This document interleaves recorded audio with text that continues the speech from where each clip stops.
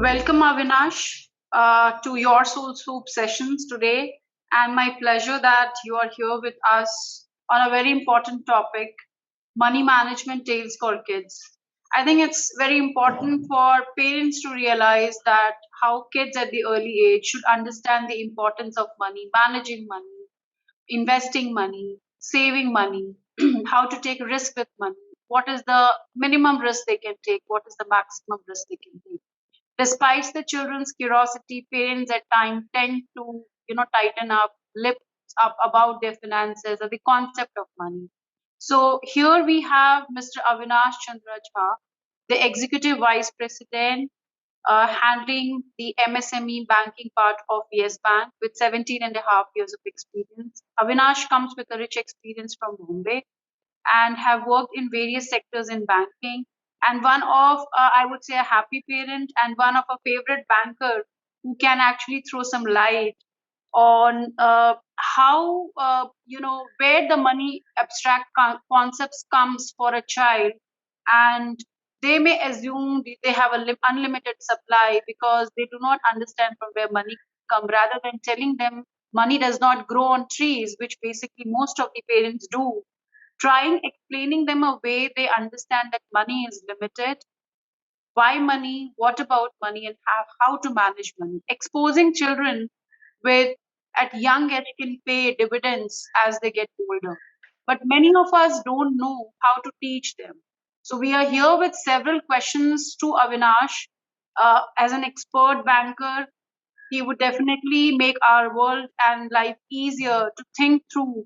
And so, with our experts today, we'll be trying to bring light or throw lights on few of the thoughts that will help the parents also to value money and also children to value money, because that's very, very important in today's time.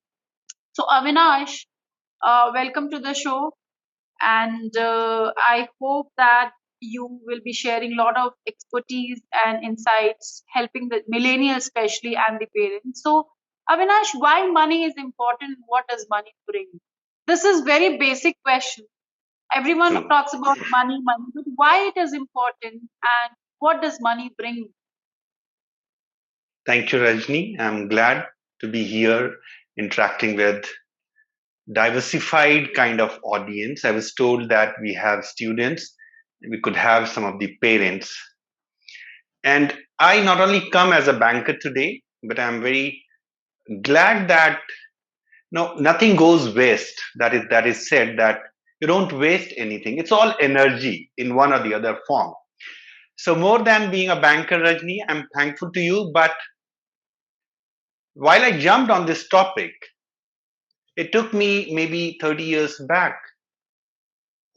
At the age of 9 or 10, maybe, I was sent to hostel. And those were the days when you didn't have this digital banking or, ATM cards or ATMs everywhere, bank branches everywhere. More so that I was going to a hostel which was into very, very rural area. So while we used to leave our house, we used we were given certain money, and we knew that the next chunk of money would come only after a month.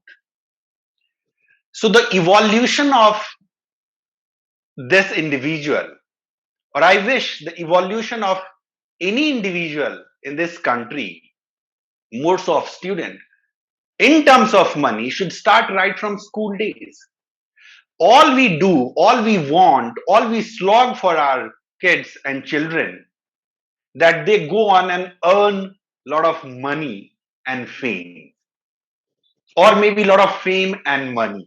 I'm sure most of the parents would love money first to hear, a lot of money and then fame.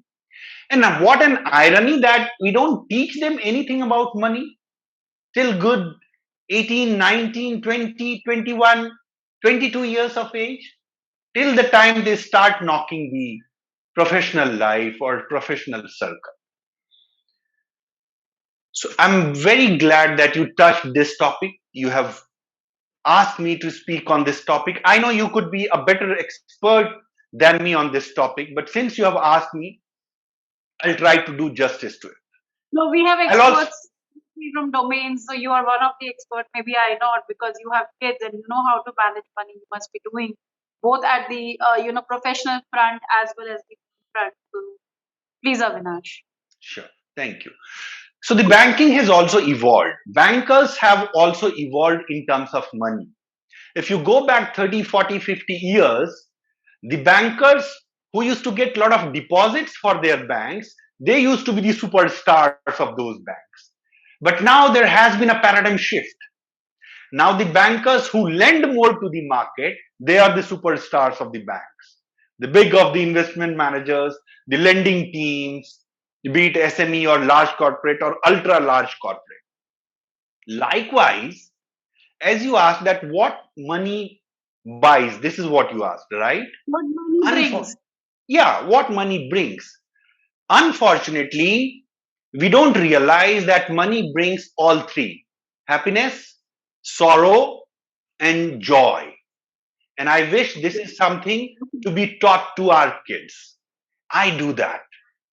I tell I have two kids. One goes to third standard, and the elder one is eighth standard student. And both these guys get different attention of minds. Both these guys get different set of words, different phrases in those sentences that I tell them while I talk to them about money. So how this money brings happiness? All the girls and guys and youngsters and teenagers, this is all very important for you. You need something from market, from a specific shop or your favorite outlet. So that's your momentary happiness that money gets you. You have seen some spoiled brat in your student. Have you seen? So coming It's a to fact. that, coming to that, in today's world, e-commerce have been dominant. At a touchpad of on your tab, you can buy this. On touchpad of anything, you can just order. They feel that the touch is important and you get everything at the doorstep. So these days, kids are also started up like, why can't we just go to ATM and how much money and what money we want? We can just get out the way the e-commerce we wish and we get everything. And therein I've seen the kids or the millennials, they have been spoiled, or I would not say a spoiled, but they do not value the money or how it has come to them and why money cannot be spent in this way. So what's your thought on that? Right. So this is again the domain of a parent. Both the parents need to tell them that what is that touch that they get money out of. Behind that touch, see, money itself has three costs. One is your energy that your father or your mother slogs. Second is the time, and third is the actual cost, the monetary part.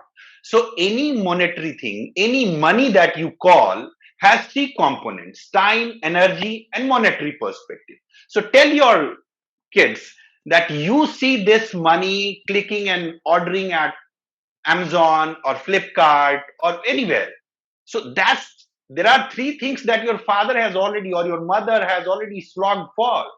So don't waste just on the touch. But all those three somehow is built around the emotions and empathy. I decide that what I want to, how I want to live my life, or I decide as a parent what amenities I want to give to my child, because there is an emotions attached to it. So all your hard work, your time, energy, which the three element Avinash was saying, but of course emotions. So these value needs to be brought along with the money, because parents are reluctant to share with their children because of these reasons. They understand that kids are eager, and might they also compare the standard or the earning of their parents with their friends, or say children are curious to know the status of the parents because these days status symbol has gone very high, or maybe out of curiosity. Reasons can be any. Just they have a desire whether this can be fulfilled or not, or that can be fulfilled or not, because social media brings everything at one platform, so they feel that everything is available. So should we share with children like how much money we make? And if yes, if you say, then what and what not? And if not, then why is something? Because yes, that relates to me the point you say.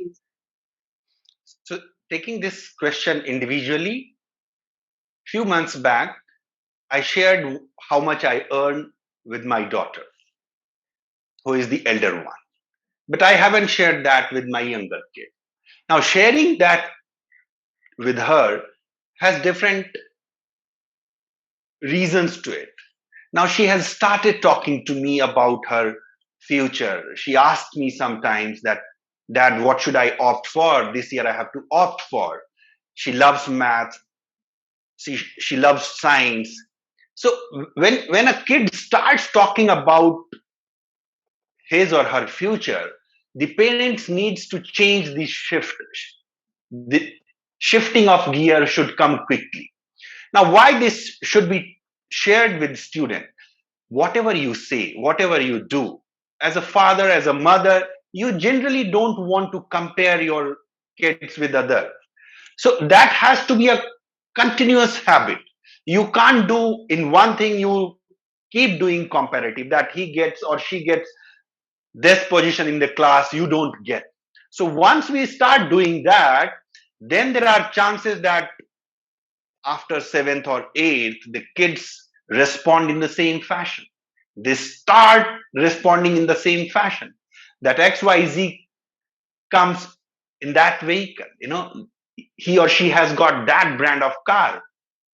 So different parents have different kind of spectrum of spending. So True. whatever you do, it has to be between you and your kids.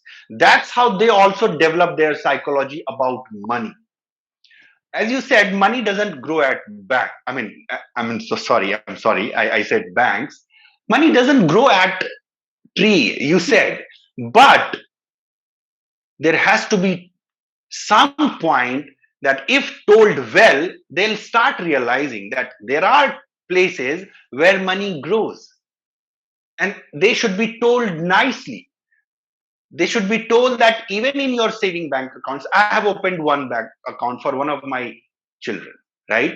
So I tell them that, see, if this is your pocket money, if you keep putting this much of money, you don't realize, but after a year, your recurring deposit, in very plain and simple language, I You tell know, them when this. this takes me back to flashback to my childhood. Every Sunday we used to get 2 rupees. I remember when I was in fourth grade and fifth grade. So we used to wait entire week that you have to manage in 2 rupees. You have that is personal. You have your chocolates or you want to do anything, you want to save it. But 2 rupees, that was much valuable that point of time.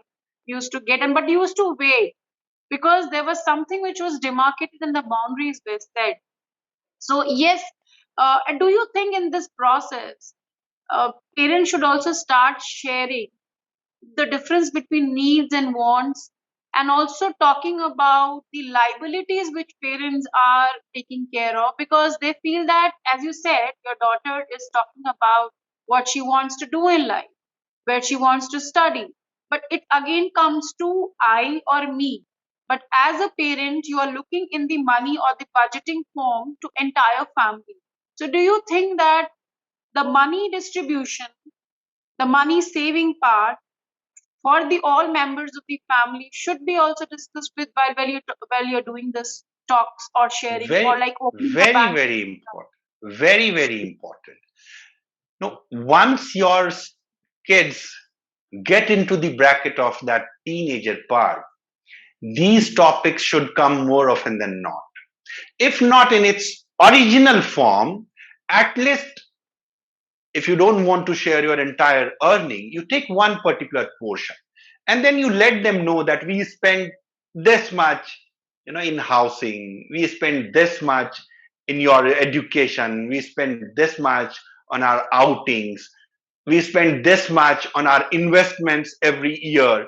And they are grown up, they know what is mutual fund, some of them know what is LIC, they know what Correct. is fixed deposits. So these Yeah. things need to be told to the children, and I'm sure most of the parents would have seen this. They observed it very, very well. Which outlets do you go, which brands do you prefer, with which shirt you would wear which belt, which watch on Friday you would wear, what kind of, which pair of shoes you would ask them to help with.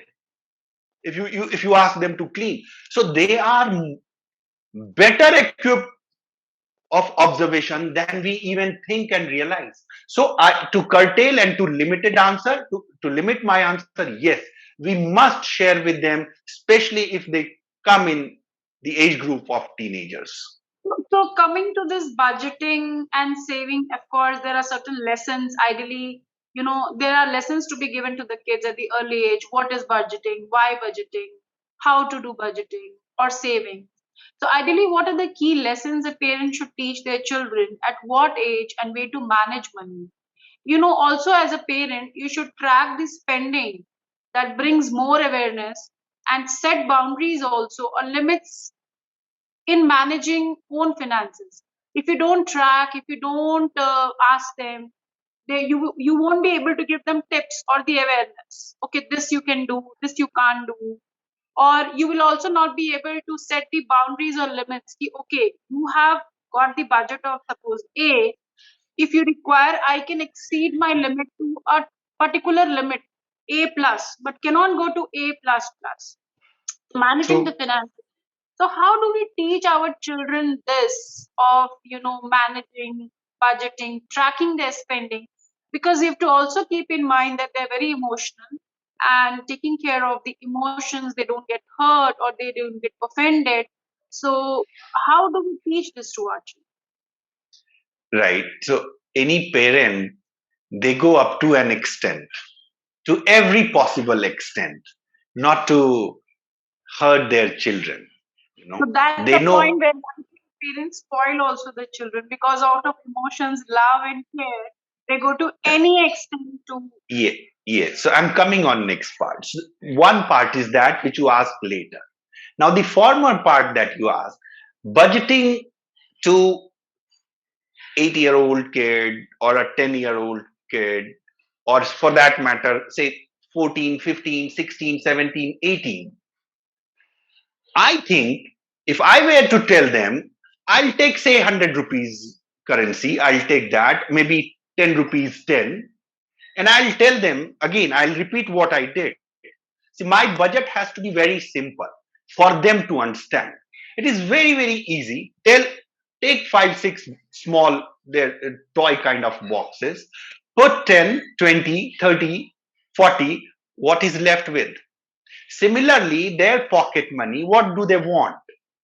If they are in 10th, 11th, and 12th, I'm sure they would be going to tuition on their own. They might be going for outing with their friends. So all these things, but we need to tell them that what is their pocket money. One off month is fine, but not every month. So their pocket money is their budget, and their expenses are their liabilities. Every month they cannot increase their liability thinking that my father will be compensating me. That is one part. Second part is that they should never do that by borrowing. A mother is the best teacher here. Point borrowing from others without the consent of the parent. Yeah. So we all might remember one or the other friends during our student days who were quite open in asking, can you give me, say, X sum? I'll return you next month or something like that. Especially when you go out to graduation and all. So inculcate this habit in them early on, and that will help them throughout their lives. See, I today, just to share my perspective being a banker, even today where you have 10 different credit cards available, I do use where I pay annual fee. That serves something of my mind, but I don't remember using my credit card and paying in installment, asking that bank to bifurcate that money in 3 installments and then pay.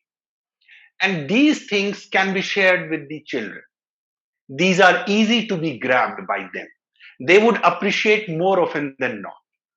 And then same when they become someone's father or mother, they would replicate this. Today, earlier, the economy was also savings driven.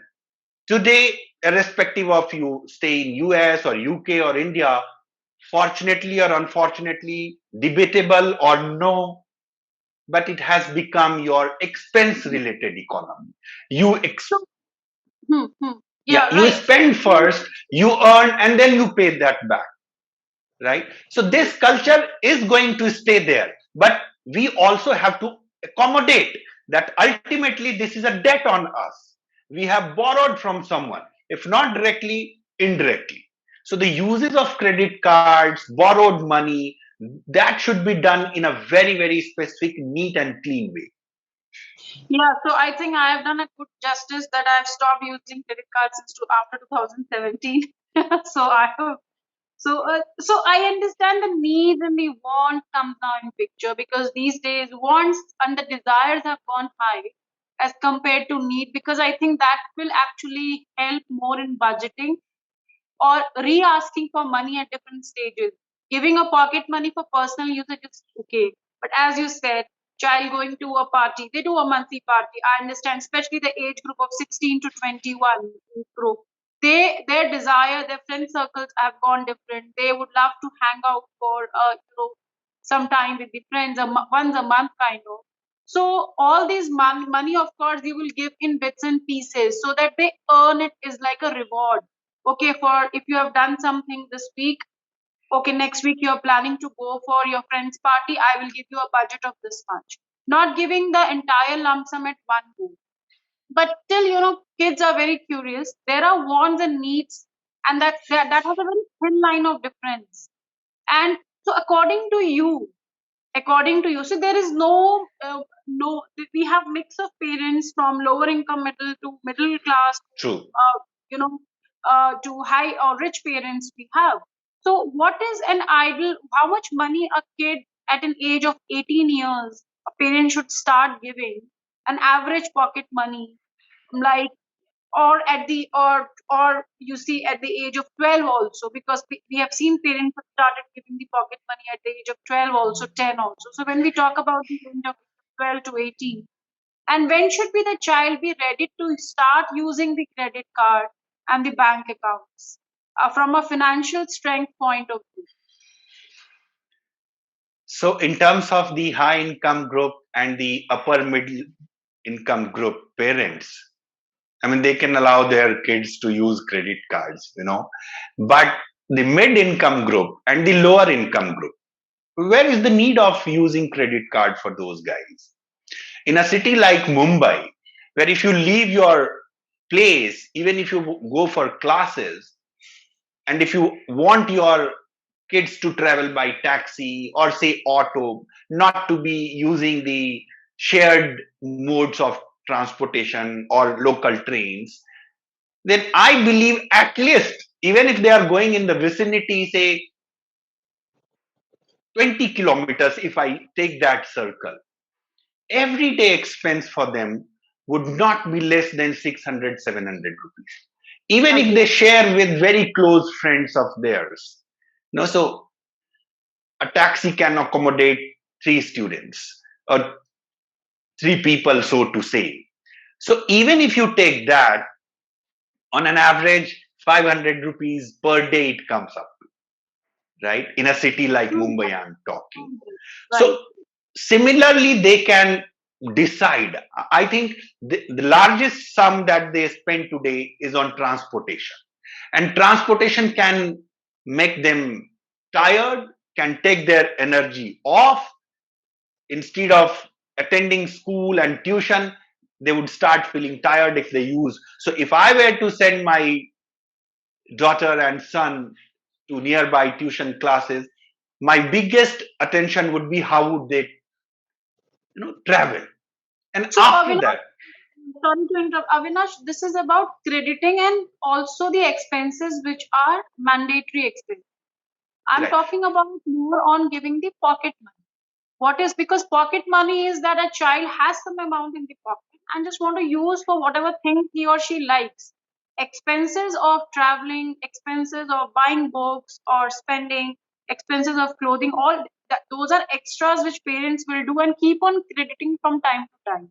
But to for a child to feel, yes, I have some money and I have the rights to spend whatever I like to do, which is not a fixed, fixed asset in terms of needs. Then, in those terms, like what should be a minimum or a pocket money, should be given to set a limit. Correct. So here I would interact more with the child than taking my own decision to start with. I'll ask her, where would she be needing this sum? What should be her pocket money? First, I would ask that. And the kind of proximity that a father, a daughter, a son has, or a mother son, a mother daughter has, depending on the degree of that proximity, these things will vary. There cannot be a universal answer of these questions. The income group, the proximity, if both the parents are earning, child knows that my both the parents are earning, and these things are not discussed in a very open era, right? Nor do they have time, nor the kid comes that closer discussing money with the parent. So it depends on that particular relationship, the time that you spend with. So your pocket money will also decide how much time are you spending with your kids. Are you bringing Absolutely, them? that's a very important point, because parents don't have time these days, or they are so occupied. Or maybe they're double income parents. They don't have time to spend, so they compensate it with the money and they give, and they do not take the charge of like where the child is spending, how much the child is spending. They just give it. So that is a very, I think, a risky way of just getting away from the issues and not taking charge of your child.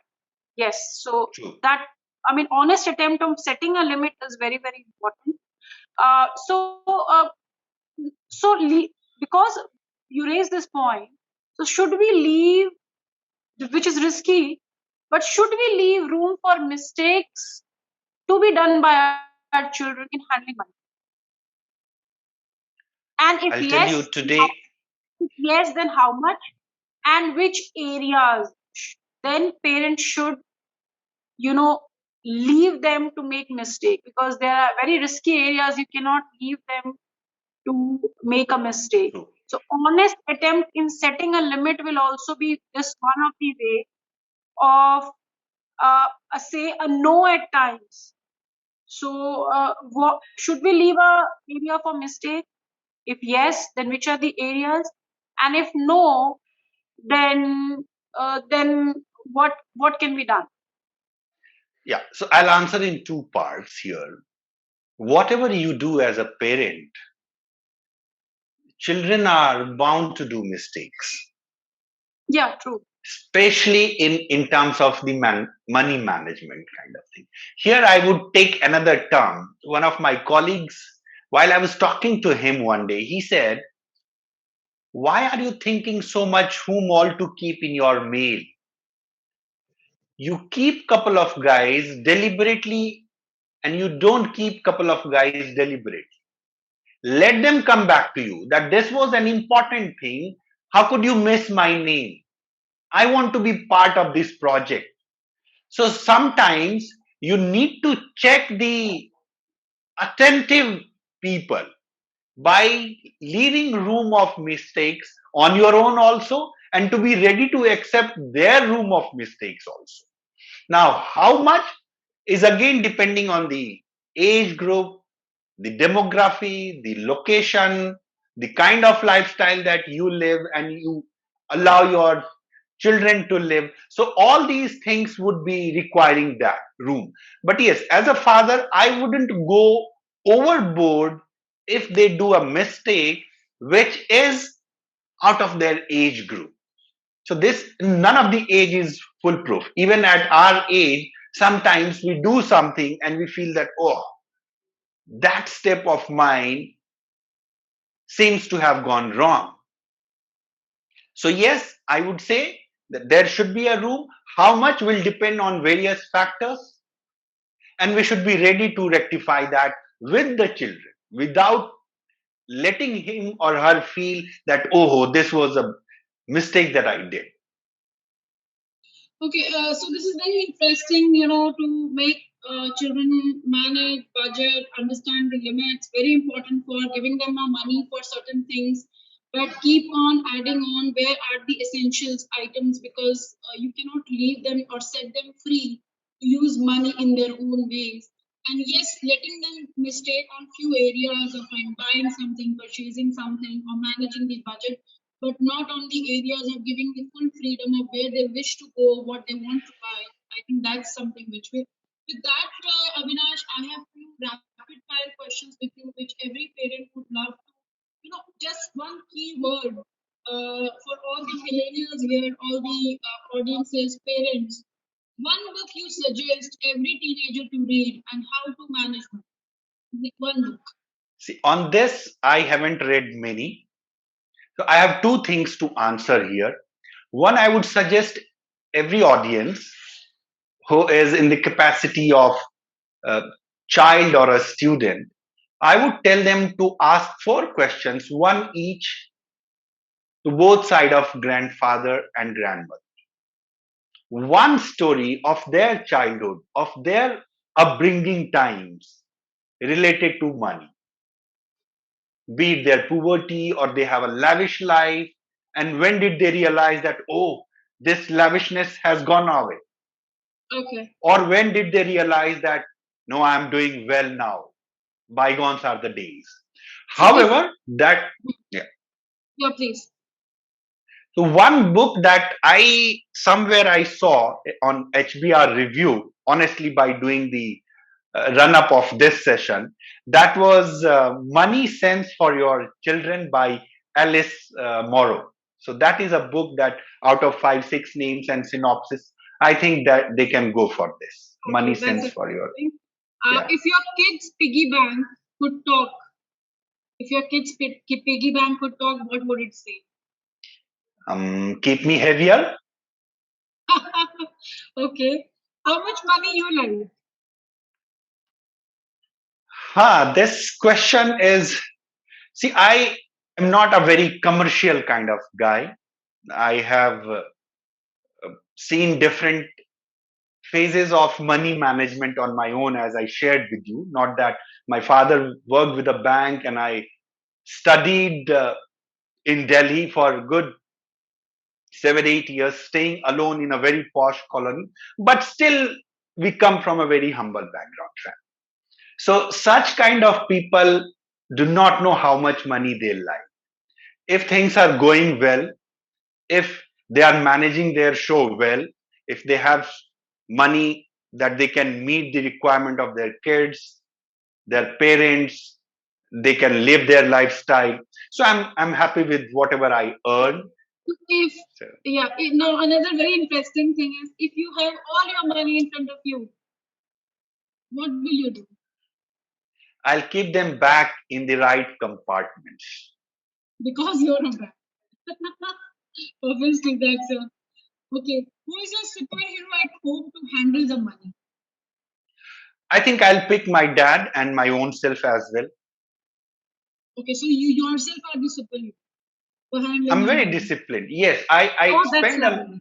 yeah. That should be the way to be disciplined in your own superhero, because it reminds me of me starting my saving when I was in grade 8 and buying my first LIC policy. I shared you earlier, and that reaped up later when I got a house. So it's very important that you fill your account, have my first account drop by drop. That makes you very disciplined and gives you more value of the money.